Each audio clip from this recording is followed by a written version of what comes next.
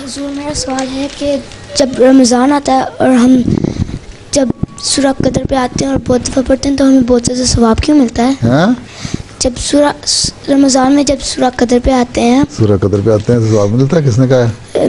یہ میں نے اپنے کزن سے سنا ہے کہ جب وہ آئے تھے پچھلے سال تو کہتے تھے کہ جب رمضان آتا ہے تو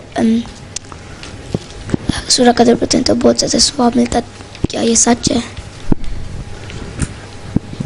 رمضان میں ایک لیلۃ القدر آتی ہے، ایک رات آتی ہے قدر کی رات، لیلۃ القدر ہیں؟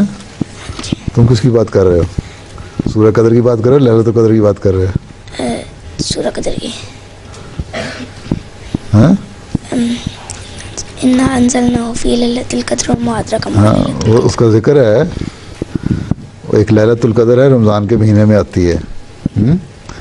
حضرت صلی اللہ علیہ وسلم نے فرمایا تھا کہ جو رمضان کے آخری 10 دن ہیں نا، اس کے جو دن ہیں نا 21 23 25 27 29 ہیں، ان میں وہ تلاش کرو رات، اس میں اللہ تعالیٰ اگر تمہیں وہ رات نظر آ جائے، یہ ایک ایسی رات ہے جس میں دعائیں قبول ہوتی ہیں. تم دعائیں کرو گے وہ قبول ہوں گی، اور یہ 1000 سال کی راتوں سے زیادہ بہتر ہے. یعنی اتنی جو دعائیں تم کرتے رہو گے جس میں تم کر لو، اس لیے اس کو تلاش کرو خاص طور پہ.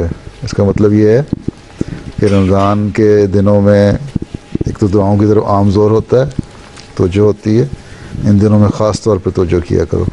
ٹھیک ہے؟ اللہ تعالیٰ قریب آ جاتا ہے نا رمضان میں، اور بھی مطلب قریب تو اللہ تعالیٰ ہر وقت ہے، زیادہ سنتا ہے دعائیں.